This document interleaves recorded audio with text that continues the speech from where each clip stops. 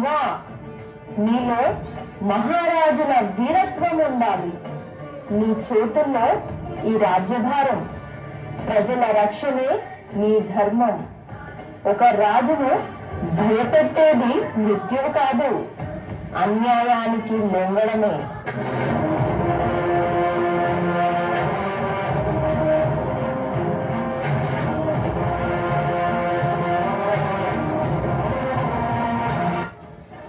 ఈ ఖడ్గం నీ తండ్రి రక్తంతో నిండి ఉంది. ఇది నీకు భయాన్ని తెలుపదు, ధర్మ యుద్ధానికి అంకితమవ్వాలని సవాలు విసురుతుంది. నీ ధర్మం న్యాయాన్ని నిలబెట్టడం.